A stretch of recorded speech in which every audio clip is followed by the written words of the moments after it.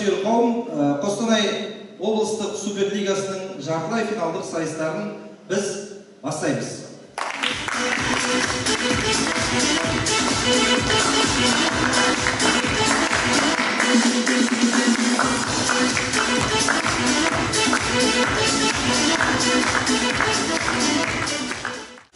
Интеллектуал, стендап.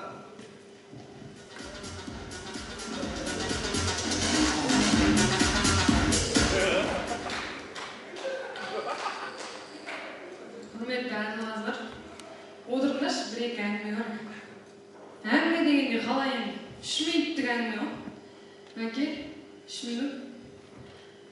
Бірақ мынау осы сайыс бар ғой, мен үшін қатты маңызды болып тұр. Андай командаластарым жоқ, ой, сен қателестің деп көре салады. Барлық жауапкершілік өзімде. Сондықтан андай реті келсе телефон шықмай, төмен қарамай, бар назарларыңыз менде болса.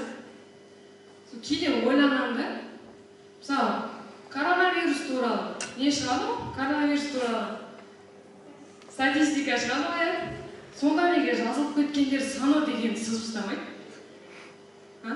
Оны не бірін үстіне бірін қоса береді екен? Алдында мартта ұрып кеткен аға әлі тұр ғой оның ішінде. Бітті ғой, жазылды ғой. Жұмыс істеп жатыр ғой қазір.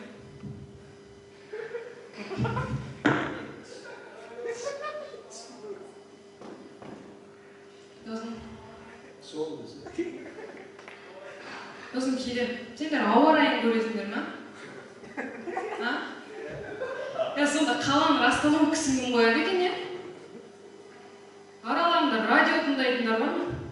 Сонда дәл уақыттың спонсоры бірдеңе деп айтатындар ғой. Қарап тұрсаң, бүкіл әлемдегі уақыттың спонсоры бір ғой. Көрінген нәрсеге спонсор бола бермейді, бізге спонсор болсаңдар, дәл уақытында. Көрінген деймін ғой, көрінбейді да ғой. Сосын не ғой? Андай сендерде бол ма, бір жұмысқа кіресің ғой. Кез келген танысың, туысқаның болсын, кіресе қанша аласың деп сұрайды ғой. Неге не істейсің деп сұрамайды?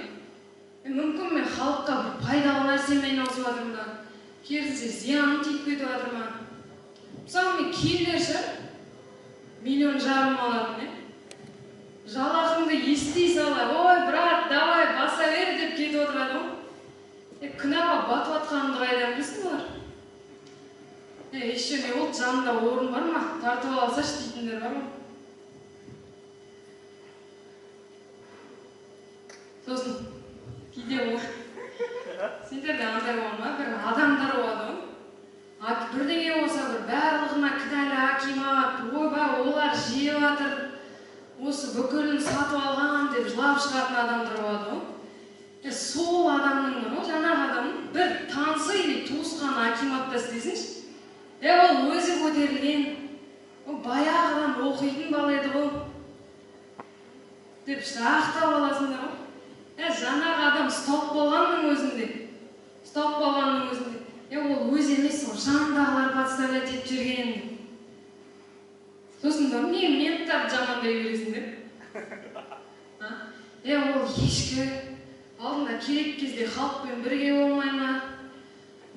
Сен анамен солай істесен не істер едің деп. Кез келген адамның бір кластасы мен қой. Осы таңғы 4-те стопқа звондағанда бәріне дейсіңдер ғой. Сосын кейде ойлаймын, мысалы, кез келген адам сіздер мысалы бір таныстарыңыз бар шығар, ауылда тұратын, қалаға көп шыға бермейтін, машинаға отыра сала, брат, салафан бар ма деп артына отырып сұрайды ғой. Біз қазақтар ғана шығармыз, машинаға отырып жүрек айнып кетеді. Бір швед немесе полякты көрген жоқпын, тоқташ деп жол бой тоқтатып апарады. Рас қой? Ойындандар сен.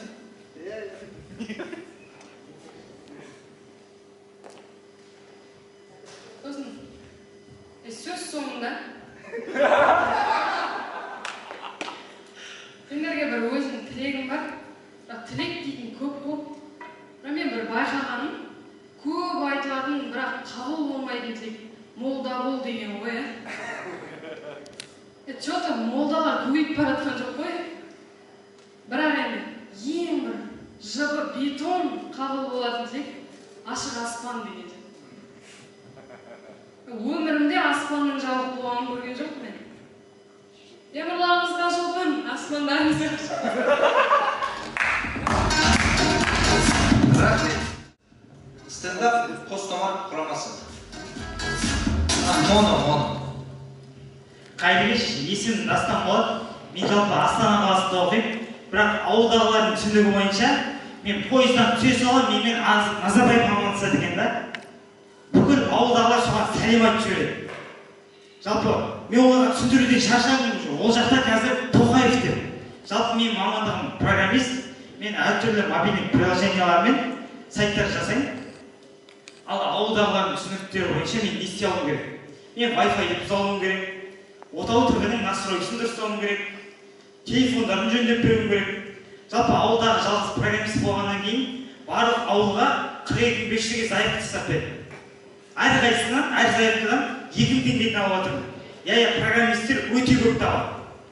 Ол рас енді. Сосын жалпы өмірде үш нәрсеге өмір бақи қарау болады. Ағып жатқан суға, жанып жатқан отқа, сосын папымның 42.500-ге заявка беріп күтіп отырғанына. Папым демекші, жалпы ата-аналарымыздың телефондар жайлы айтсақ, оның ішіндегі суреттерді айтса, ой, анау фруктіден жасалған аққулар неше, басын бүйтіп бананмен сияқты қояды ғой. Сосын қайылдан деген суреттердің бір базасы бар сияқты солар. Сосын ең айыратыны, анау туған ауылдарынан суреттерінен құралған слайд-шоу. Жалпы мен бұнымен не айтқым келді? Үлкен кісілерге әлеуметтік желіде қалай отыру керек туралы онлайн курстар ұйымдастыру керек. Сол кезде ғана WhatsApp-та дұрыс емес информацияны, дұрыс емес ақпаратқа сенбейтін болады. Сіздер білуге болған Дастан. Рахмет. Рахмет. Сонымен келесі кезекте ортада Рудной құрамасы.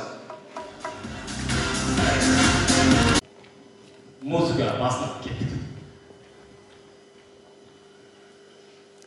Рудной құрамасы.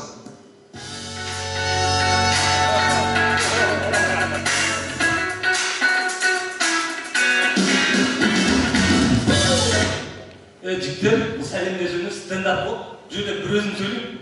Сәлемдесуді бір өзім сөйледім ғой. Бұл жерде сендер тұруға болмайды, отырыңдар бар. Сендер залға барып отырыңдар.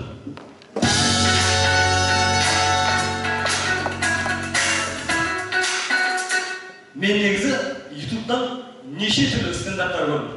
Соның қазір қызық деген жерден сізге айтып бердім. Сосын, мына жерде стендап жіберем. Музыка қой, басына кеттік.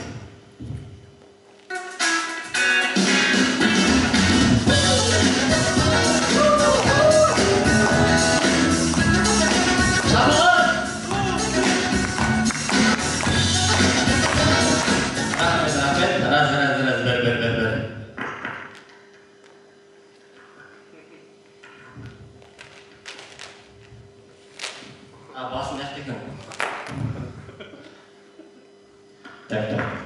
Байқасаңыздар, мына шумырсызда микрофон істеп тұр дейді. Өмірде маңызды шын емес достар. Барлығыңызда, су әкелді, су ішіп алайық.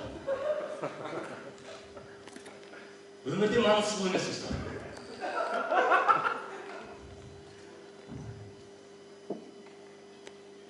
Қандай керек еді? Достар, сіздердің бастарыңызда мынандай жағдай болған ба? Болады. Менде болған. Не болған? Мен айтқан да жоқпын, не болған?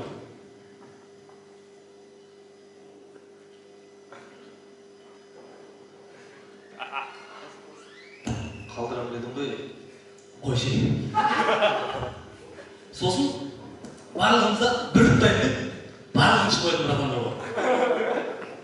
Сосын, мороженеді бір тізек көрейін деп, жастайын опырып алатын бір адамдар бар. Сосын, сәл уақыт өткенсін, түбіне жинаған қайтан деп тартып жіберетін бір адамдар бар. Өмірде жаман қасиеттер көп. Адамдардың жаман қасиеттерінің бірі ол нағылдық. Суат беріп жібересің оған. Рахмет.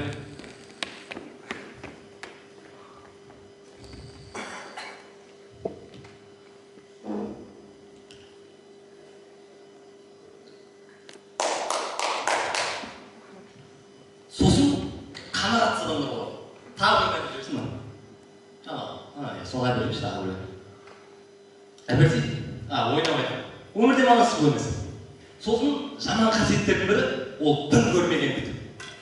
Дым көрмей найыл болады. Рахмет өзіне берсін. Сосын жаман қасиеттердің ең патологы үлкен сыйламау. Достар бар ма? Себірлексің. Не жеп себірлесіңдер осы? Асылан саған күліп жатыр. Өте жаман қасиет. Мен негізі жаман адамдар өзін жаманмын деп мойындамайды, өзін идеалмын деп санайды. Яғни мен өз өмірімді біреудің өмірін рисковать етемін. Қоғам үшін рисковать етемін. Мысалы, қар жауған кезде таңертең дәу етік киіп алып, әжетханаларға жол ашамын. Сосын ой рахмет. Тағы шақырып. Мен өз өмірімді рисковать етемін соншалық. Ана көлге шолуға барған кезде бойлай ма, бойламай ма бірінші мен сөкіп көремін. Қабырғадан шығып тұрған розеткін тоқ бар ма жоқ па тексеріп көремін. Рисковать еткенім соншалықты төбелеске барған кезде нәбішім алдын қатарда тұрып алып бірінші удар жеймін. Сосын жол қысқарту үшін мазараттың арасында өтемін. Өмірде маңызсыз емес, өмірде маңызсыз емес.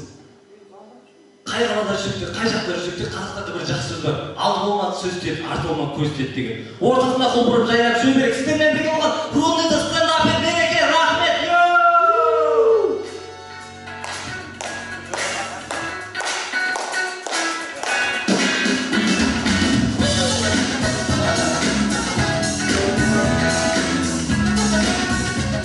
Басыныш болды, бітті ғой. Бұл қошемет маған музыка қайтар ғой, рахмет.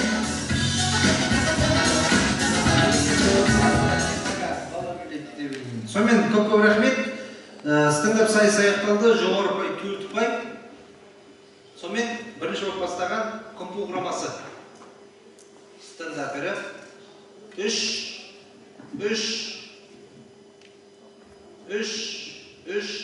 Жанайдар. Компу құрамасы. 1-4 қалған 3 ұпай. 3,8 ұпай. Ой, 2,8. Көптен бері жайдармен болған. 3,2. Иә, 3,2. Көптен бері жайдармен болмаған. Санауды ұмытып қалыппыз. Сонымен келесі. Дарын интеллектуал. 4, 3, 3,8 ұпай. Хакки. 3, толық 3 ұпай. Қостомар құрамасы 4. Жоқ, Асекеңді 3 екен. 1-3 қалған 4 ұпай. 3,8 ұпай. Және Рудной құрамасы 3,4. 3,6 ұпай. Ортақ ұпай сандары 3 сайыс бойынша Қостомар құрамасы 8,9 ұпай, Компу құрамасы 7,1 ұпай, Рудной құрамасы 9,6 ұпай, Хакки 6,8 ұпай, Дарын құрамасы 9,6 ұпай. Сонымен соңғы үй тапсырмасының тақырыбы адамның кейбір кездері 6 минуттан аспау керек. Жоғары ұпай 5 ұпай, ортада бірінші болып бастайды. Егер жігіттер дайын болса, Рудный құрамасы.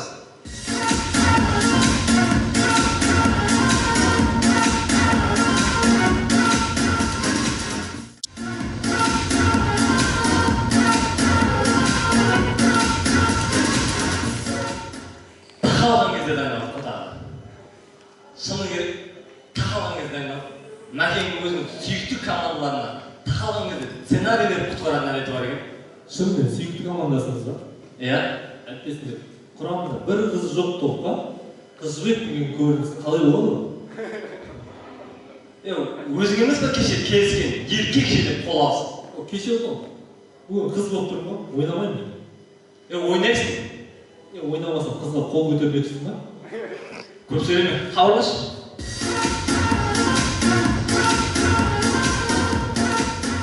Сонымен көреміз Қыз жібек кино фильмі Төлеген тірі болса.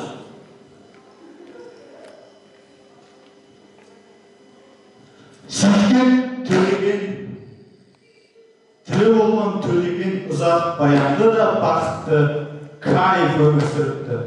Маған кайф өмір. Еш жерден көріп тұрған жоқтың кайф өмір. Ақбоз аттың тұрысы анау тұяқ кездерде 2 ай болып өткен жоқ. Карантиндеп тұрмысынан тыж ауыпсыр. Айттым соның басында лейтинг кім ашу керек еді.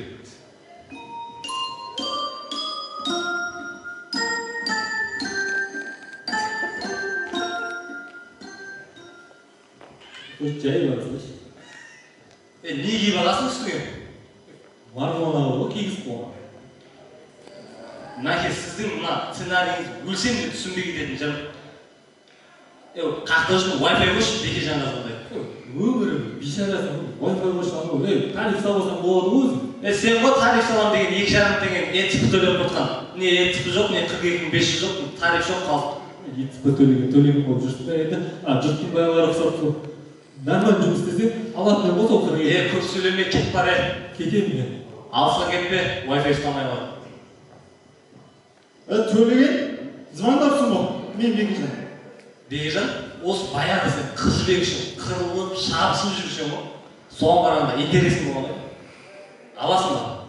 Ол сол уақытта бол, қазір білмеймін. Бекежан аға, келіңіз. Майын өлтіруге келдіңіз ба? Оны не істеймін? Жай жүр?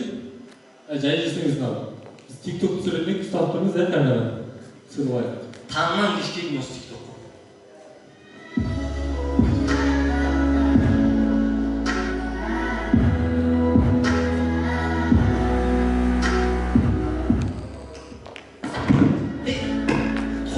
Қойшы, шаршамадың осы TikToктан. Төлеген, ма? Бұндай TikTok түсіретін қатын алғанша көмір түсіретін қатын алмайсың ба?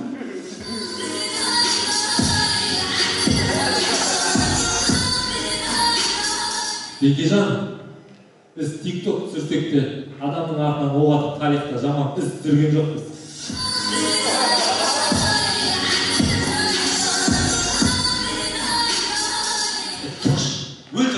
Таңнан кешке дейін TikTok, iPhone 10-ның кредиті біткен жоқ, 11-ді әпелі бар. Не істейміз мынаны? Не істейміз? Атсақ. Ол күшті бар еді, атпысаң аттыш. Жібекті атсайын да? Жібекті? О, күшті бар, ол деген. Төлеген? Примерно жебе.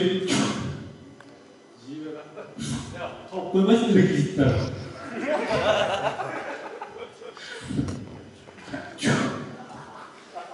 Ұзақ атты. Ойнап тұрайық. Сен өлесің ғой, сен әрі өлсей болды. Төлеген, мен сенен iPhone 11 күтсем де сақтанып күткен жоқпын. Мәке түсіндім, мына көрініс ең түсіндім мен. Сіз мына көрініспен қазақтың ұлттық киімін қорлауға болмайтындығын, қызға қол көтеруге болмайтындығын түсіндіріп жатсыз ба? Жоқ. Садағында ұшты ғой. Адамның артынан оқ атып, адам өлтіргенше карантинде уақыт өлтір. Бәлкір марғұлан.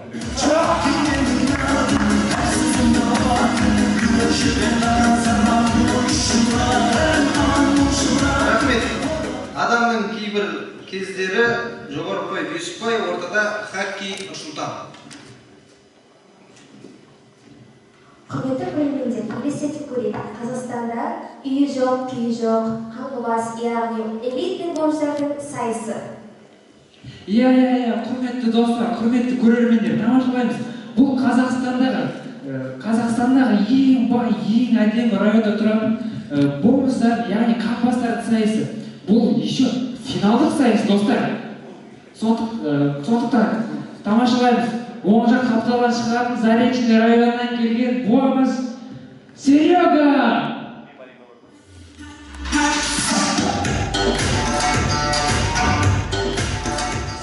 Буамыз Сереганың, Қаңғыбас Сереганың қарсыласы сол жақ қапталдан шығатын Мичурин ауданынан келген буамыз Леха!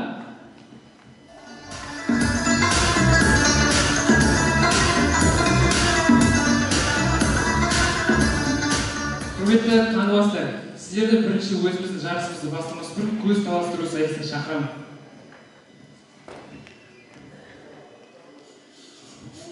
Сен брат әртүршісің, сасуатсың. Сен жаман. Не? Все. Леха, успокойся, Серега, успокойся, Серега. Все, сендердің енді бірінші сайыстарың, мен бірінші сұрағым ол, сендердің осы ойынға келгендегі арман мақсаттарың қандай? Менің мақсатым Сочидегі кім бар емес пе 2 болмыш. Сонымен TikTok түсіріп, елдің намысын қорғап, Инстаграмды жарып, сондай звезда болғым келеді. Болмыш Серега, сенің мақсатың қандай? Ал мен осы квартира толығында Қайда, картаның өзің үйрене осы берген. Ендеше мен екінші сұрағым, екінші финалдық сайыс, осы сұрақта кім таза, кім мықты жауап береді, сол бас жүлдені алады. Сондықтан мен сіздерге сұрағым, қазіргі бастарыңа ойларыңа келген бірінші сөзді айтыңдар. мен квартирам кілтін ұмытып десетім. Қайда, квартираға кірді, сен квартираға отырған жоқсың? Осының басына көршілік тоқын квартира. Болмыз Леха, сенің басына келген бірінші сөзің қандай? Құрметті мемлекеттің адамдары, бізді іс-шара концерт болар кезінде айдалаға апарып қайдағы жол жақын қақты жерменешін өтінешін. Біз анжелет болмамыз, біз де аламыз ғой. Сонымен, құрметті достар, мен қазір осы сәтте осы екі қаңғыбастың арасынан, яғни Леха мен Сереганың арасынан бірінші орынды кім иегерін айтамын. Итак, бірінші орында болмыз Серега! Квартира в студию!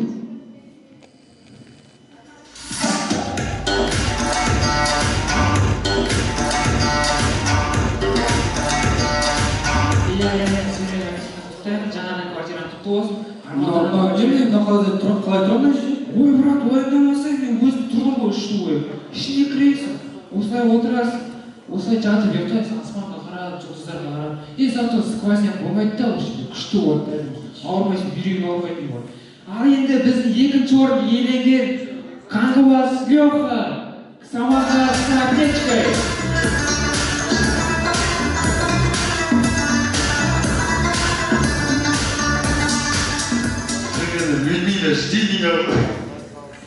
Құрметті достар, біз осы қаңғыбастардың ойынымен не айтқымыз келіп тұр.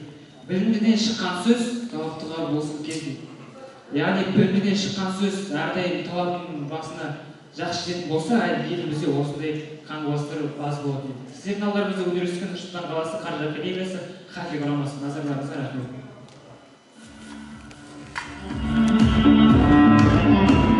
Көп рахмет, хоккей құрамасына алғысымызды білдіреміз. Сайысымызды одан әрі жалғастырамыз. Адамның кейбір кездері жоғары ұпай, 5 ұпай, ортада Қостомар құрамасы.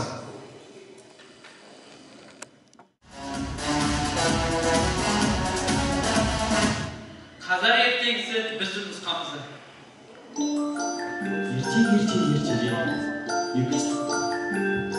ешкім терсе екіштеге болғанда, Siemens телефон хит болғанда, мода деген сөз модада болған кезінде, шын жүректен бағдарламасында туған күнге құттықтағанда, енді баяғыда бір Джон деген батыр өмір сүрді.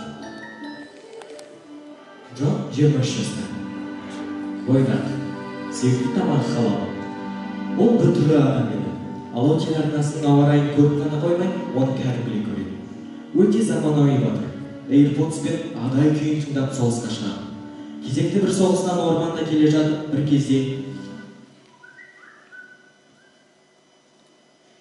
Ассалаумағалейкум, Джон батыр, қалайсың? Амансың ба, үй-іші қалай? Bir тірлік бар еді. Ассалаумағалейкум, Ханеке, не тірлік бар, не шаруа? Менің қызымды алып қашып кетті. Оны құтқарсаң 10 мың деді, Каспийге лақтырып жіберген. Так, 10 мың деді, я? Ол кәсіпкер ретіндегі қылыштың кредит жауаптауға жетеді. Жақсы. Қай жақта аға? Қазір местоположение жіберемін. Жақсы. Батыр ханмен келісіп жолға аттанады. Бір кезде алдынан сатушы шығады. Алыс жолдан шаршағанша көжеңнен дәм татпадың ба? С тобой біреу өлесіз.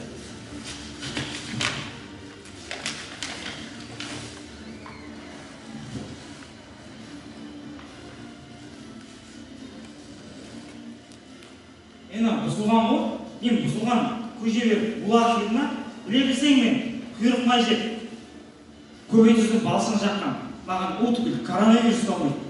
Батыр асығып тұрғаннан кейін жолын жалғастырады. Бір кезде алдынан адасып жүрген қуық түлкі шығады. Қайда асығып барасың?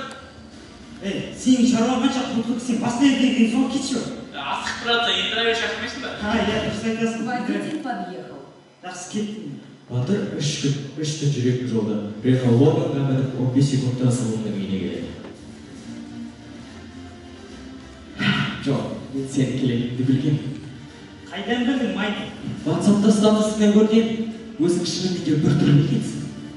Майк, қаныңдысың жіберетін болсаң, молодец боласың.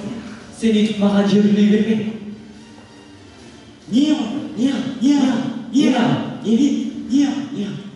Арада жеті жыл. Сен айтпақшы білмейтін шығарсың.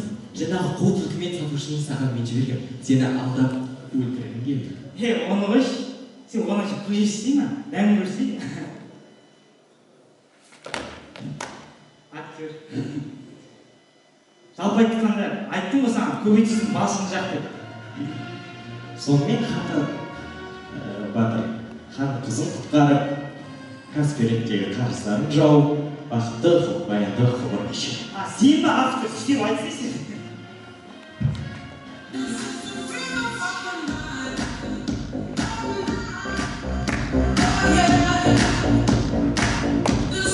Рахмет. Сонымен Жоғарбай Бешібай адамның кейбір кездері ортада тымпу құрамасы. Барлығымызға белгілі жай, қашықтан оқыту. Көреміз.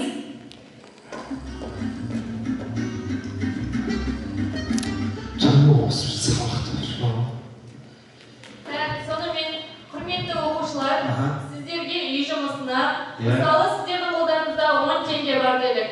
Сіздерге дүкенге барып қант алу керек. Қанттың бағасы 2 теңге. Тиынды қалай майдалаймыз?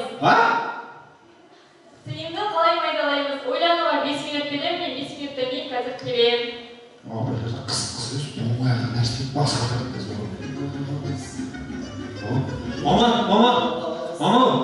Бас киімдерін киіп ойнашты, бастарына киіп алып болсай, салқын қой берсін.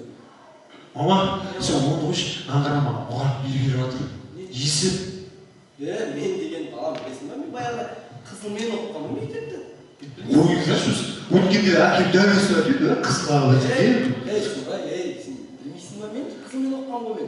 Шешпейсің, не дейді?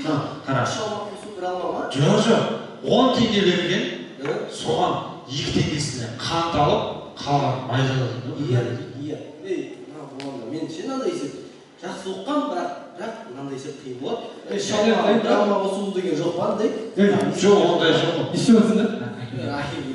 Әкем қатты оққан. Әкем математикада көмек керек болып жатыр маған. Оқыдық қой, кезінде оқыдық. Қараңыз, 10 теңгеге 2 теңге майдалайсың. Осы 10-ы қант аласың. Магазинге барсам өздері айтып білмей ме? Қойшы! Нағашыларына тартып кеткен. Нағашыларына тартып кеткен. Қазір екінші көзіңді көгертіп, тұрыш. Шайлар дайын ба? Кәмір жуып беріп, шайлар дайындап көздір. Сонымен оған есеп не болды? 2 алып ғой ертең. Мен саған айтып тұрмын, маған 3 қосу 5 деген есептер айтып, бұны есептеп мен қақпай тұрмын. Шығарып берші. Мына көз қатиба бар ғой. Соны айтып көрейін, мен айтып көрейін, ол шығарып берді деп айтамын бірақ. Не істеп отырайын мынау? Кетіп бара жатыр ма? Бар кетіп бар. Не істеп отыр? Құртты ғой мына. Туынан басып салыпсың ғой, не істегенсің? Не мынау енді қалай кіре мынаған? Нені басып салған? Қалайсыңыз, жақсы ма? Жақсы, Үйге көрші ана. Қазіргі деген мұғалімдер түсінбеймін. Сендер үйлерде үшу, бала ұқтап айтсыңдар ма? Біз қазіргі деген мұғалімдер түсінбеймін. Өздері дым білмейді. Бірақ мына балаларға беріп тұрған есептерін қара. Кәдімгідей қиын есептерді береді да, өздері дым білмей отырады. Балаларға шығарып дейді де өздері білмей отырады. Қазіргі балалар қарашы, қазіргі мұғалімдер мына Enter дегенді басып көрмейді ғой, қазіргі мұғалімдер. Enterді басса, оқушымен қосылады, бірақ соны білмейді. Есепті қарашы. Мына бүйтеді. 10 теңге бар дейді балада. Оған 2 қант алу керек дейді. Жүзіні қант есеп қой. Қант істеп бастайтын. Жоқ, қарасайшы. Ең осы болса Enterді басып, балалармен сөйлесіп дейсің ғой. Абай! Жәмила? Қатипа? Бала? Yüzüne bakamaz ağlar durur sen uyurken yalnızda kalmayın üstümde yanındayım özümde sağımda dertli kulübümde onun olsa dertli sözüm. Сіздердің алдарыңызда болған сабақтарды түсінбесе де жайдарманды шамалы болса да түсініп жүрген Сұлтанғазин жастары, рахмет.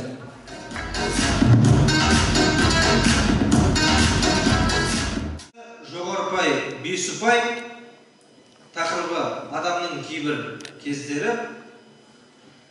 Сіздердің алдарыңызда өнер көрсеткен КМПУ құрамасы болатын. КМПУ құрамасына алғысымызды білдіреміз. Қостанай мемлекеттік педагогикалық университеттің әлеуметтік тәрбие бөлімінің басшысына жалпы ұстаздар қауымына өз алғыстарын білдіреді. Сайысымызды одан әрі жалғастырамыз. Жоғары ұпай 5 ұпай.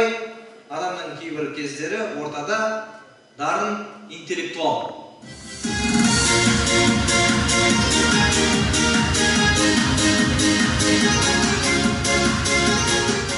Бәрімізге белгілі саяхатшы Дараның Дара жолы.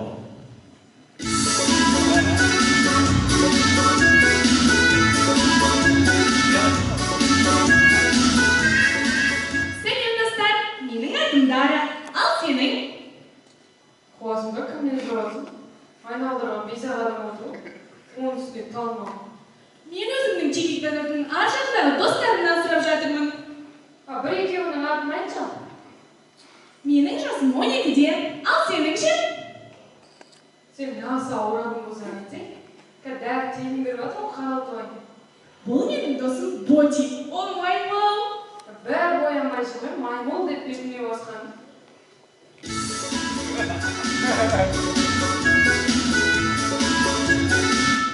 Достар, біздің бүгінгі тапсырмамыз бір сөмке ұятты белгіленген бір жерге жеткізу.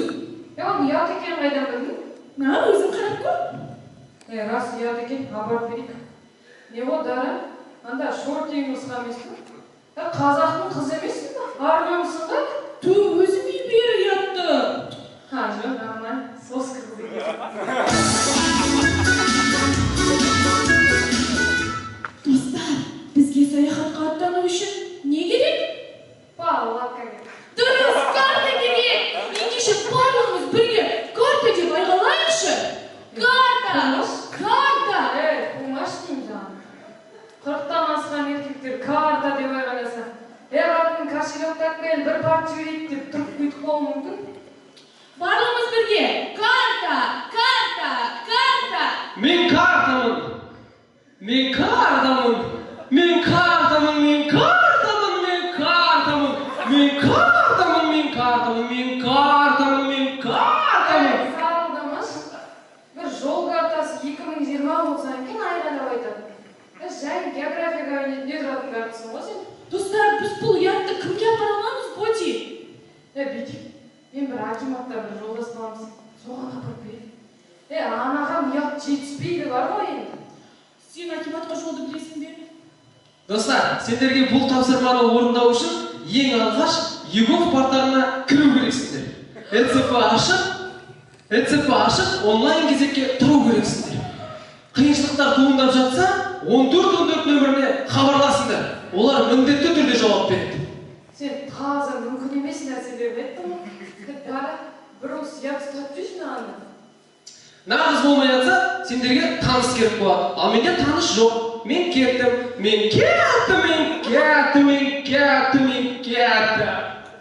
Осы екінші адамша мен кеттім деп айқадамын.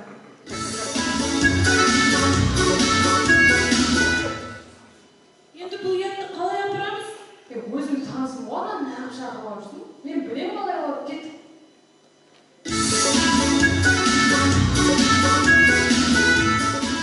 Мен неге айналып келдім? Біз сізге бір сөмке ұят әкелдік. Қой, бізге ұят керек емес.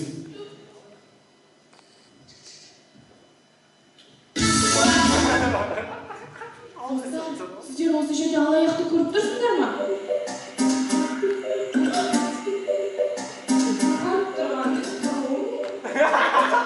Барлығымыз бірге алаяқ деп, алаяқ ұрлама деп айтайықшы. Алаяқ ұрлама. Қағат деген ай, жолға бөлінген ақшаның бәріне жол тастайтын болдық қой. Достар, мына кісінің көңіл күйі неге жоқ? Оның көңіл күйін қалай көтереміз? Беги, сауынға барайық. Флешмоб берейміз, барлығымыз бірге. Тағы маймыл бейім берейміз бе?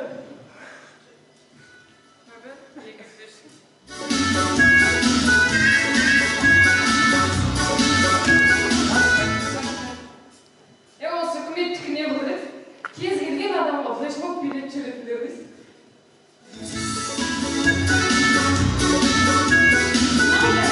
Жоқ, бізге ұят керек емес. Немене бірдеңе болса, үкіметтен іздейсіңдер ұятты. Анау дейтін масканы міндетті сынып тағатындарға, тойда тығылып жасайтындарға неге апармайсыңдар? Бірдеңе болса, үкімет кінәлі деп шығасыңдар. Бізде бәрі жақсы керек емес мына ұятты. Боти, енді кімге береміз бұл ұятты? Сендер дейтін шоу-бизнесқа апарып көрсеңдерші, соларға ұят керек. Балалар, шоу-бизнесқа қалай барамыз? Тәстіған балалардың заңымыз. Қысқа жол білем дейсіз? Қандай? Нешеден білесің? 12-де. Құрсын айналып барасың.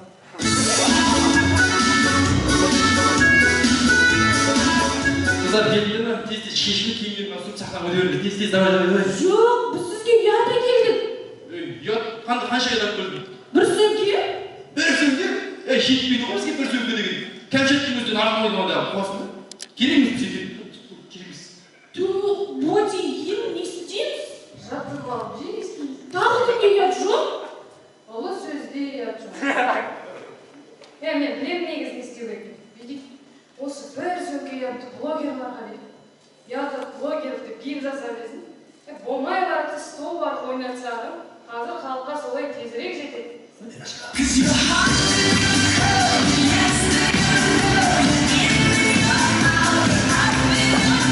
Сөз соңында кішкентай кезімізден ата-аналарымыз бізді ұят болады деп өсірді. Бірақ олар карантин болатынын білген жоқ. Да конца.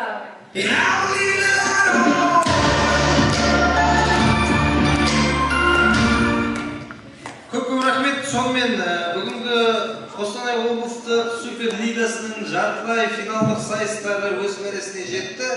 Командалар ортаға келіңіздер.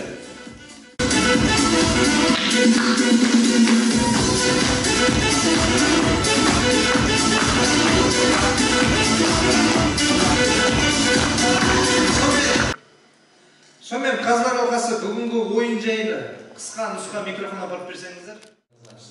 Көңіл күй сыйлап отқан барлық жастарға алғысымды жеткізіп, дами беріңіздер, өсе беріңіздер, ең бастысы дамымаңыздар. Армысыздар, құрметті жарнама қатысушылар. Жалпы бүгінгі ойындарыңызға көптен көп рахмет. Сіздерге енді құм программасы, хард программасы сіздерге көптен дайындық керек. Әсіресе құм программасы Қуаныш ағай мен Жалғызбай ағайларды тоғайлай сәлем айтыңыздар.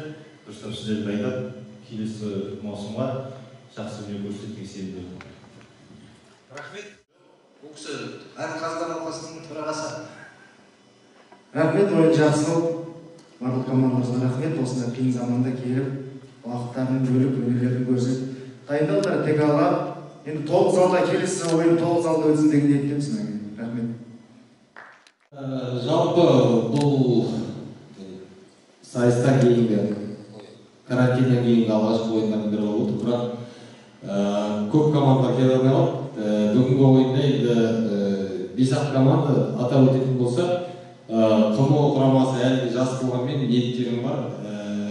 Еңбектенсеңіздер, кішкене тәжірибе жасаңыздар, шығады деп ойлаймын. Хоккей сіздерде де жалпы бірінші, екінші курс болса, КМО құрамасы хоккей мектеп жасының айналдырасында бітірейін деп жүрген колледждің жасында әліптер.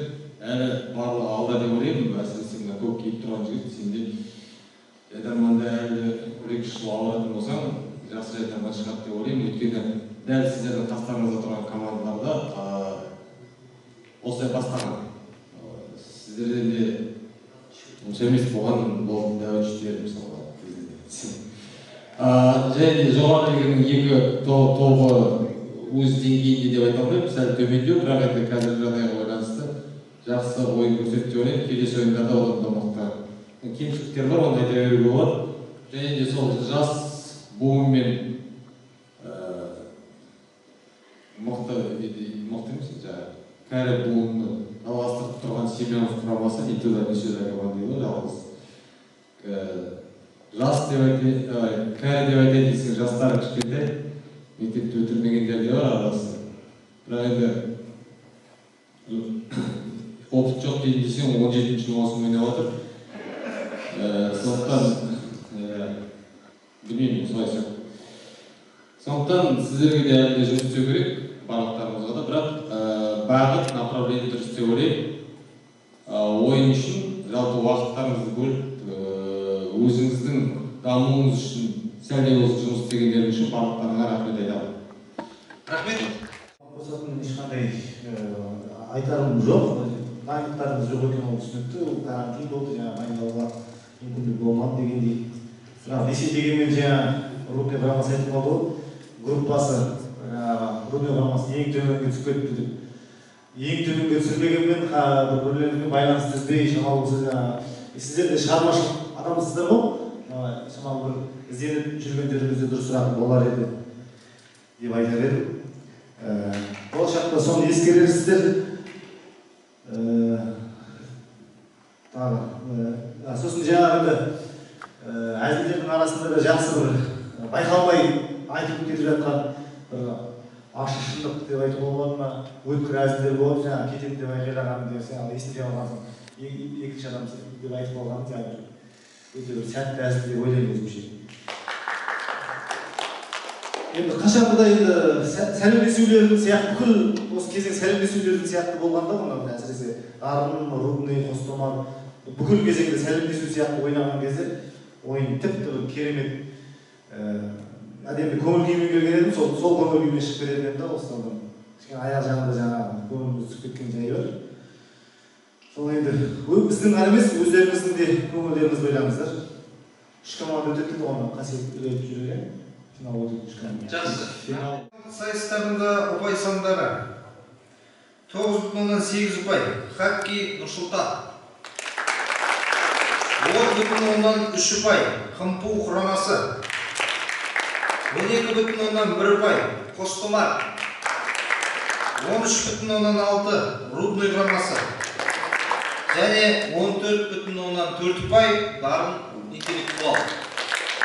Сонымен финалға өткен командаларға айтып берейін, хоккей 16 ұпай, алдыңғы ойын 6-2 ұпайды қосқанда, бүгінгі 9-8-ге. КМПУ құрамасы 17,3 ұпай. Енді финалға жылдам алған командалар 19,9 ұпай Қостомар құрамасы. 22,4 ұпай Рудный құрамасы, 23,4 ұпай Дарын интеллектуал деп. Барлықтарыңызға да рахмет. Жайдарманның жайдары күндерінде жүздескенше аман сау болыңыздар.